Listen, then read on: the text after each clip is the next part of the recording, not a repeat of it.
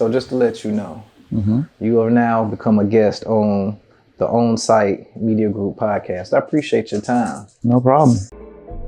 Oh, OnSight. The whole purpose of my intent always is to bring people value in these conversations so that, number one, we can be inspired.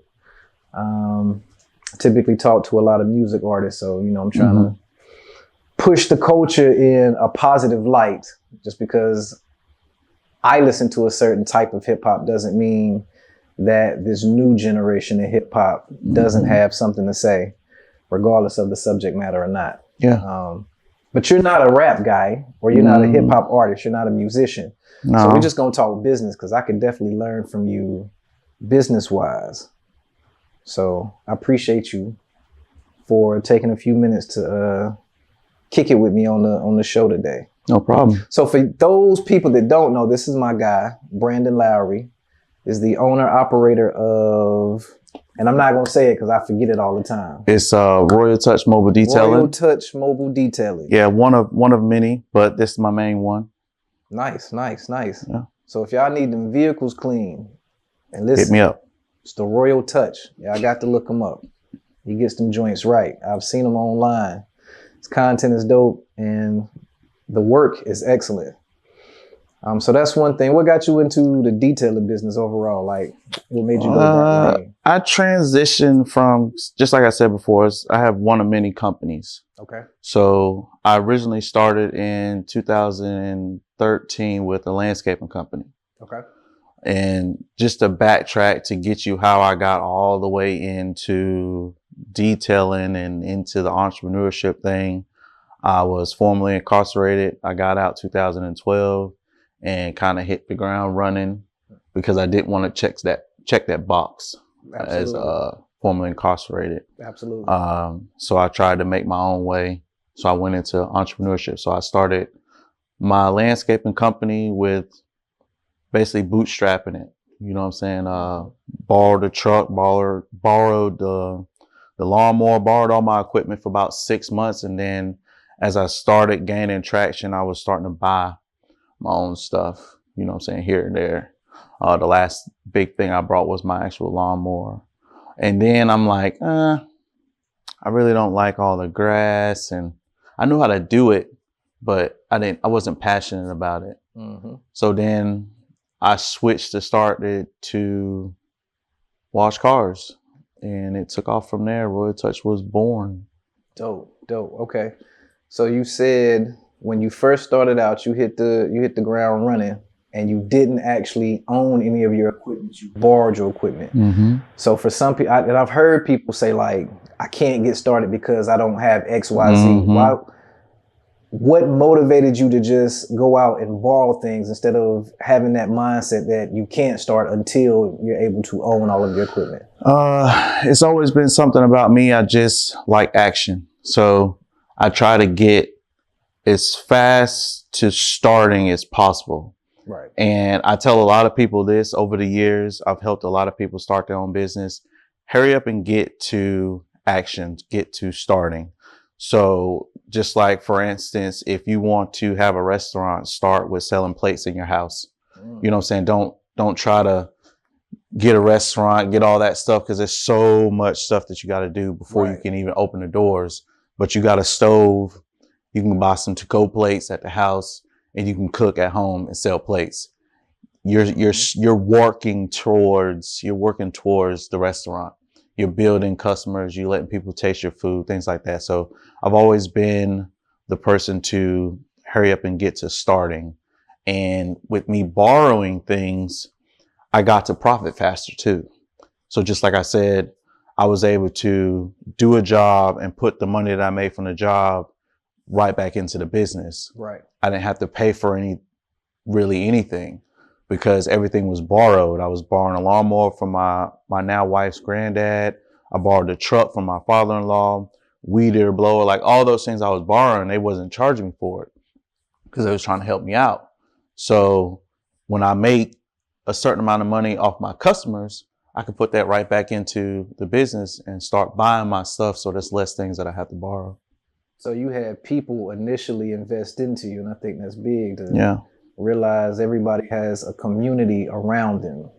Yeah. Even if it's not specifically your family, but it's somebody that understands our drive, understands the grind, and are willing to, you know, lend a helping hand or invest into us, as long as we're willing to invest into ourselves. So exactly. Nice. Okay. What have been some of your like challenges in entrepreneurship? Because we've all been through it. I've definitely been through it. Like even this interview right now, a talent didn't show up. Yeah. So we had to wing it on the fly. You just happened to walk through the door. So like, what have been some of your challenges in entrepreneurship, and how have you overcome those? I've had my most challenges in the hiring process, trying to duplicate myself.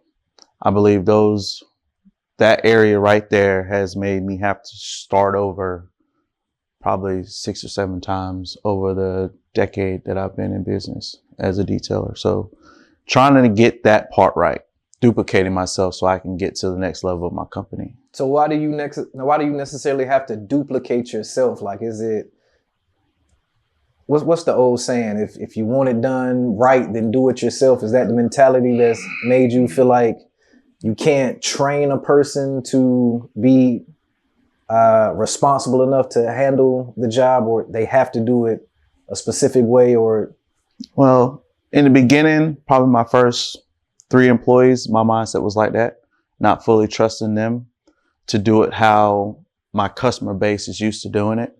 Okay.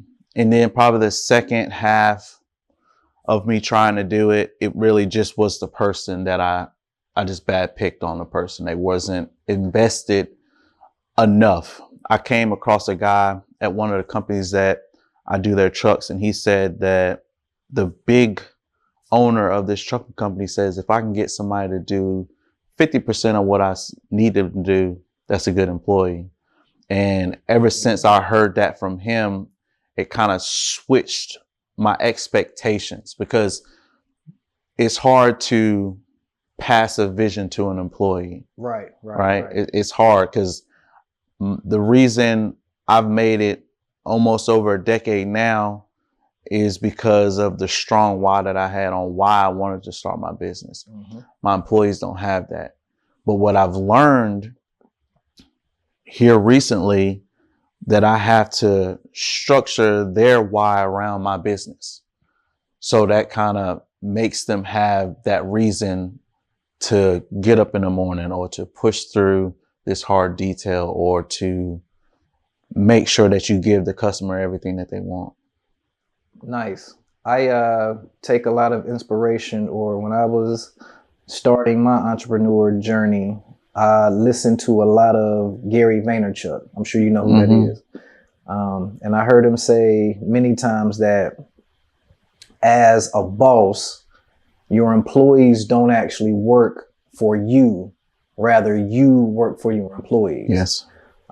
So what's your take on that? Like, could it have been the mindset shifted when you realize that, you know, if you can motivate these people to tap into your system, your belief, that it overall value, or the value is put back on them because of what you're able to provide, and how they're able to help you, you know, grow in business. I can understand that. I feel like in my earlier years, I did not really give a clear vision, right? So now my whole structure of my business has changed to where it is me working for my employees just like I work for my customers. Right.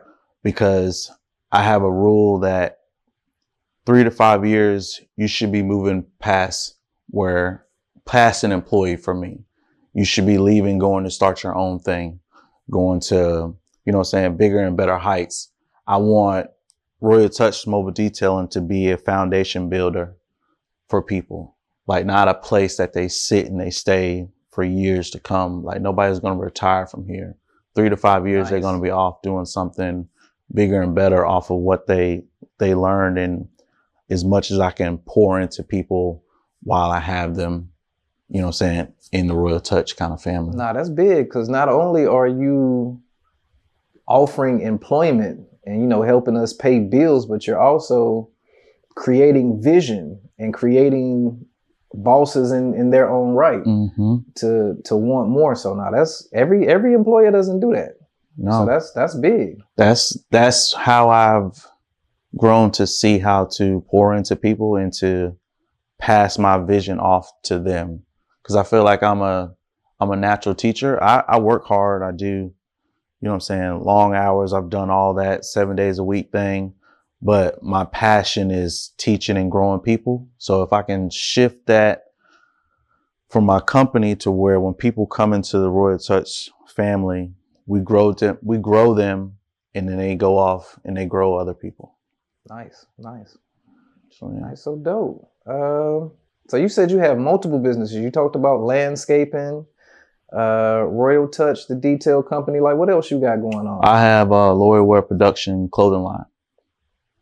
So we do all of our custom clothes. We do all of the Royal Touch merch, hats, pretty much anything we do. What made you get into fashion? Wanting to promote my own stuff.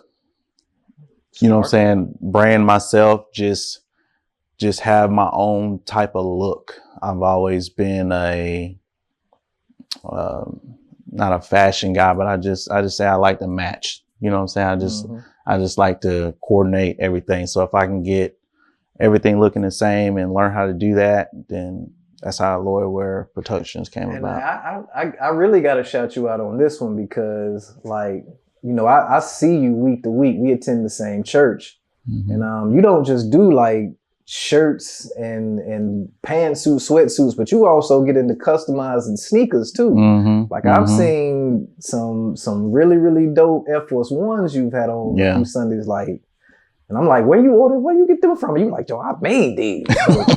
Like, what's that process like to take the shoe and just put a vision on it to make it a unique piece? I build all my shoes off of hats I buy.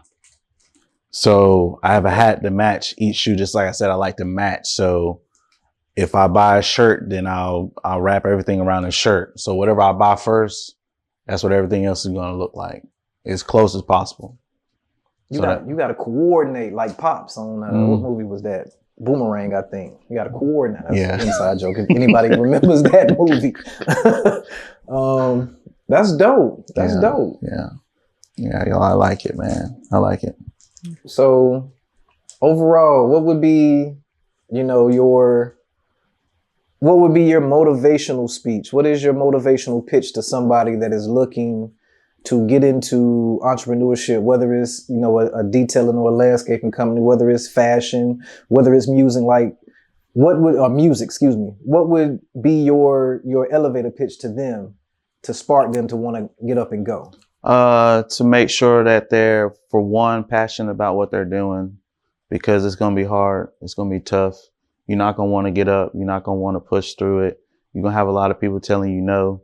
So your why has to be very strong through those hard times. Be very creative, thinking outside the box.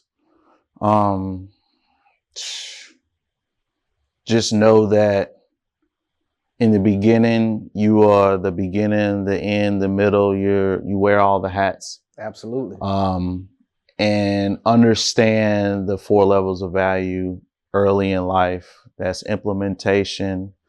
That's implementation, unification, communication, and imagination. So those 4 levels of value in the beginning, it's implementation. It's just you. Unification is that part where you start to hire people to duplicate yourself. And then you have communication is when you start to teach, speak, help other people do what you do. And then imagination is taking your business to where it's bigger than you. It's bigger than your small town. Is you start to grow it to where it helps multiple people. Like I believe the most important part, once you master that, and that's the same one that I'm trying to master, is the unification part of duplicating myself, because I can make $200,000, $300,000 by myself each year. But if I can teach somebody else to do the same thing, or at least half, you know what I'm saying? that's duplicating me. So I can start to be somewhere else, and those numbers will still get made. Nice. So and you're growing the community as well, because if you're teaching the young in the hood how to get out here and make 100,000, and he turns around and he teaches one of his homeboys the same thing. Now we're building generational wealth. We're able to provide for our loved ones on a deeper level instead of having to rely on somebody else to do that. So exactly, that's big. That's big. Okay. So I guess last thing, make sure people know how to get in contact with you, whether they need a car detailed or whether they need them custom J's or them custom forces. Royal Touch Mobile Detailing. You can just look up that and we'll pop up everywhere. The website is royaltouchmdllc.com. Email is royaltouchmd2@gmail.com. We're on Facebook. We're on Instagram. Just look us up. Royal Touch Mobile Detailing. Lowry Ware Productions, same thing. Just type in Lowry Ware Productions. We'll pop up. Dope. Well, I definitely appreciate your time and hanging out with me for a few minutes. No problem, man. Knocking out this interview. Yeah. All right, bud. My guy. Yep. Oh, OnSight.